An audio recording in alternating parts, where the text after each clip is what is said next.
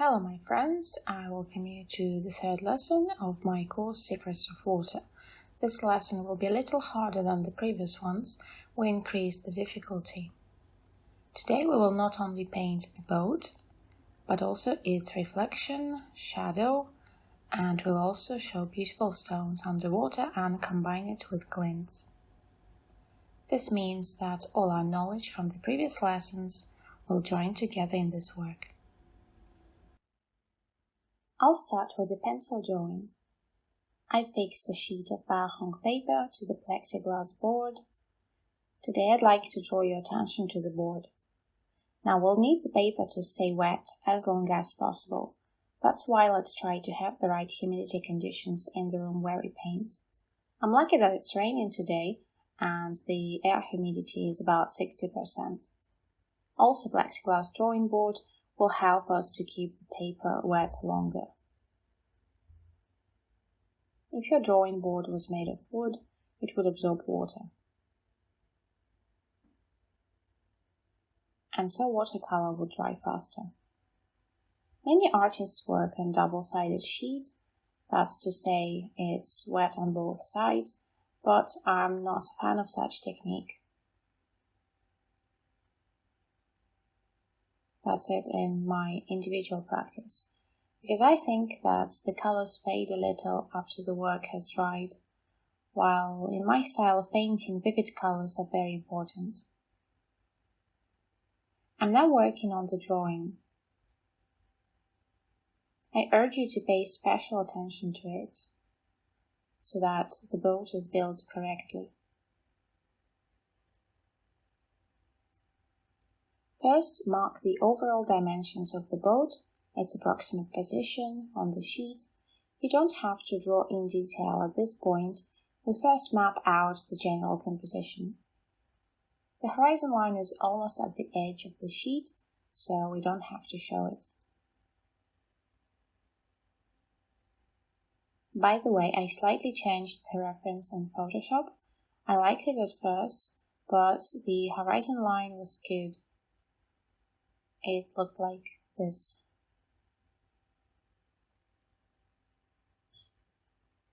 So I juggled a little, added things where necessary, and corrected the horizon line.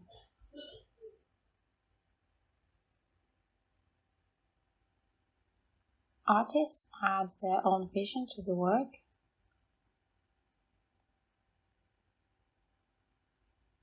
And if they see that the horizon line on a grade reference is slightly skewed, it can be corrected, as we know perspective and compositional rules. This way we can intensify the expressiveness of the shot. I've roughly marked the overall dimensions of the boat. I've roughly showed the shadow it casts.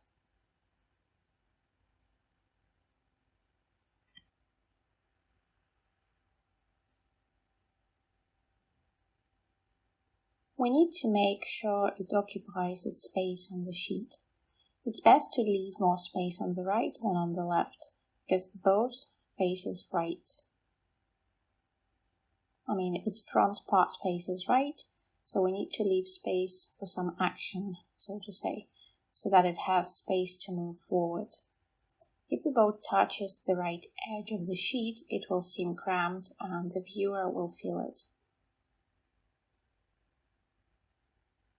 These small things also matter.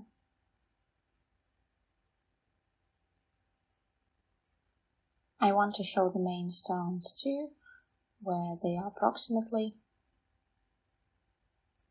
and also where the glints will be. I won't draw every glint, I'll just roughly mark the area where they will be located. And then I'll use our already known technique and apply masking fluid to these spots after I finish the pencil drawing.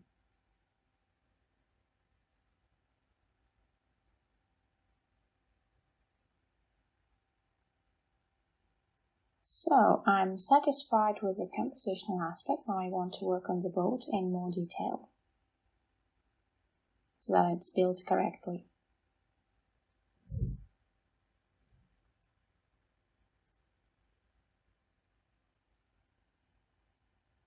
Of course, all lines go to the vanishing point on the horizon line as usual. The horizon line is somewhere there beyond the sheet.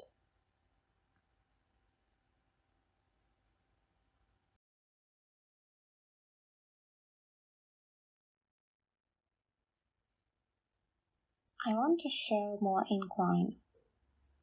What's important here? Show the incline.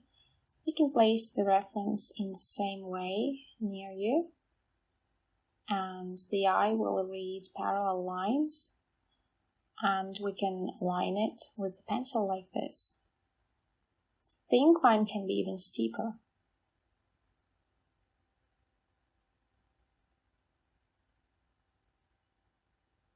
The further side of the boat will be less steep, and the side closer to us will be lying at a greater angle because of the perspective.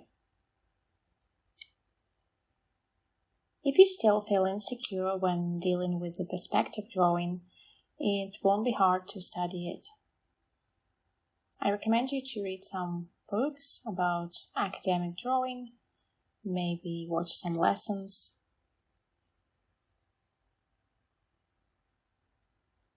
If you'd like me to make a lesson about it, let me know. I really like to explain things about the perspective. Once you understand perspective, you'll use it constantly in your creative path.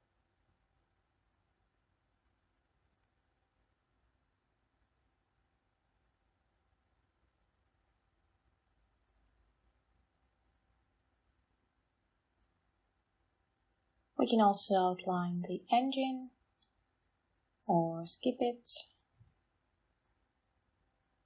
We'll see how it works out.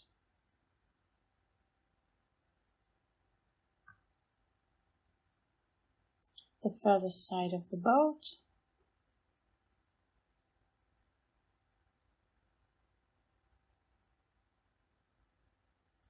This is the bench here. If construction is difficult for you, look at the spots. This dark spot occupies roughly this much space in percentage of the total area of the work. Proportions of the spots. You may even not know what you're drawing, but you can still draw something similar, as you will try to copy the way that green spots are located on this composition or photo.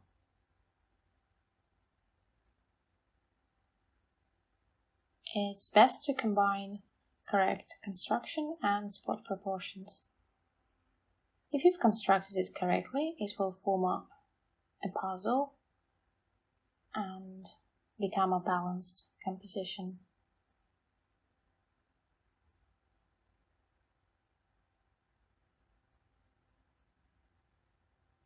We can make it a little lower.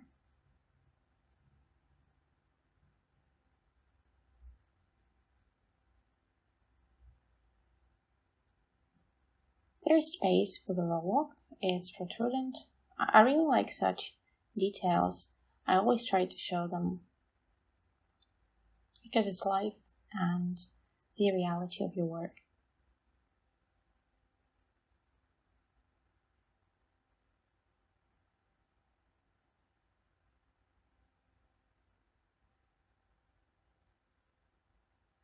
Let's show the thickness of the boat.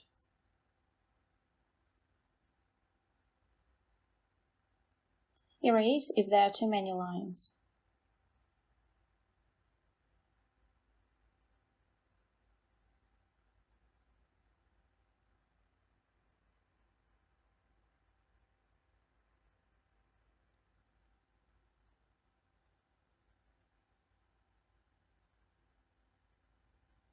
There is this small thingy that protects the boat from hitting things. We'll adjust this line. After we've constructed the upper part of the boat, we need to understand how tall its side will be.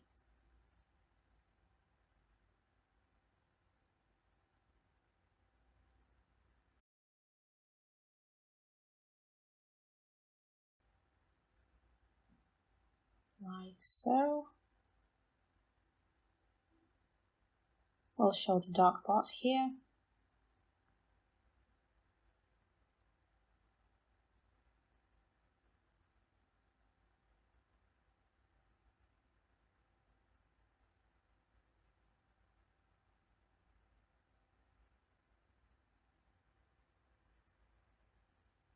If you want to check yourself, you can even show separate boards, see whether they fit or not. 1, 2,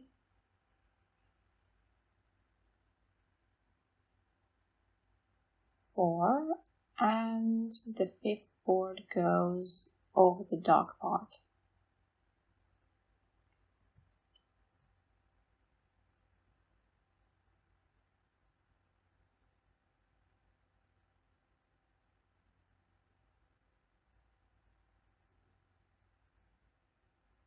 We don't draw them too dark.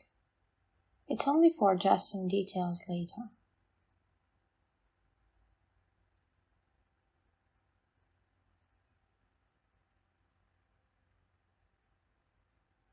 That will do this drawing. So now that I've checked myself, I make it lighter by erasing a bit.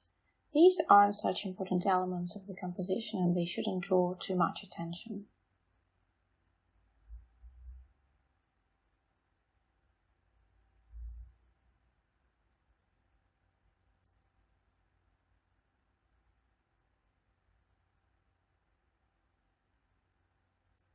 I'll adjust the shadow of the boat now, as we now have it a bit too low. And then we can start painting.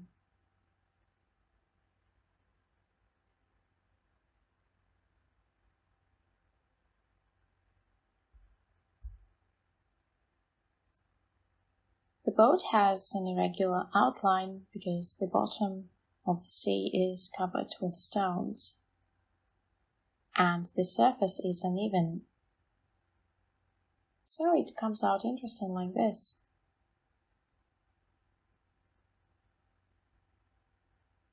Something like this. Actually, here we see that the tone intensifies. So this is the shadow from the boat, and this spot right here in the reference is its reflection on water. It's a very curious reference. Thanks to wonderful Olga for sharing inspiration with me. I send her my warmest greetings.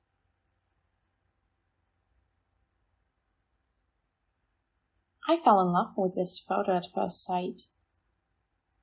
Unfortunately, I don't travel to the sea as often as I'd like to, and I always admire beautiful photos. Our pencil drawing is done at this point. Now let's take masking fluid and apply it in drops where necessary. As the tradition demands, I cover the brush in soap well.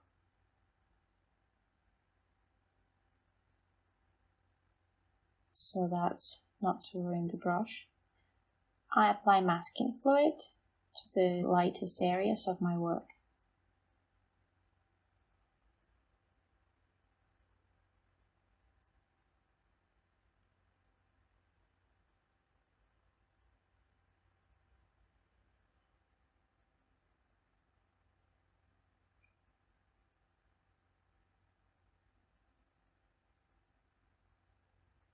Let's delicately show the thickness of the boat on the other side. Try to do it in thin lines.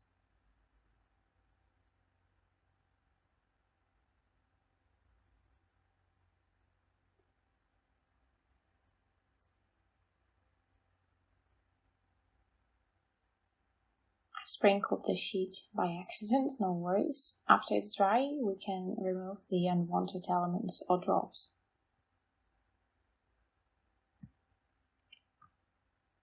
We can also apply it here on the bench.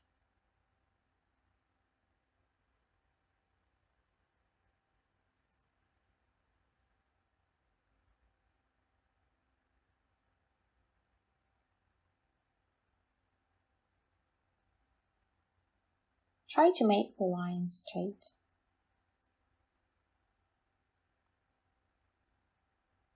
Here we can also add one line. And here too. I think we'll leave the spotlight anyway. If you worry you may accidentally paint over it, you can apply more masking fluid here.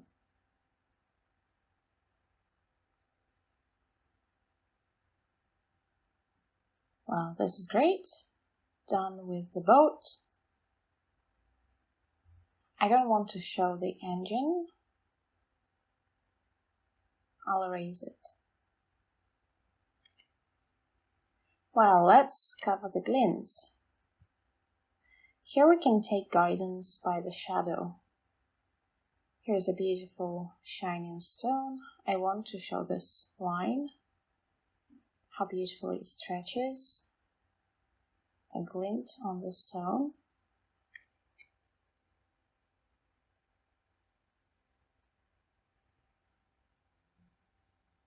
We can show some of the glints now, but don't overwork it, as they will look very sharp, while in fact they should be blurry.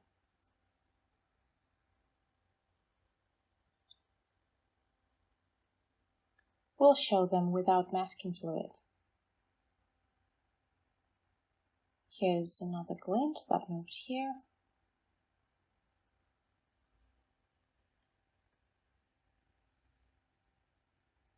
You can make them a bit bigger than in reality.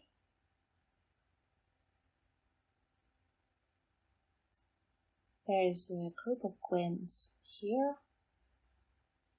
Note how they consist of a few drops. These glints are actually round in shape, they're just close to each other.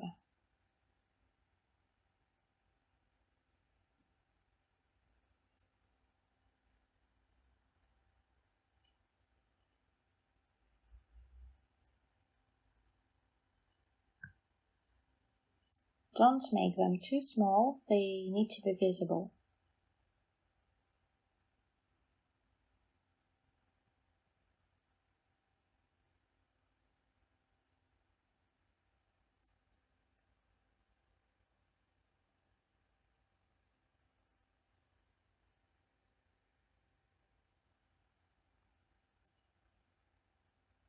We can show these light lines too.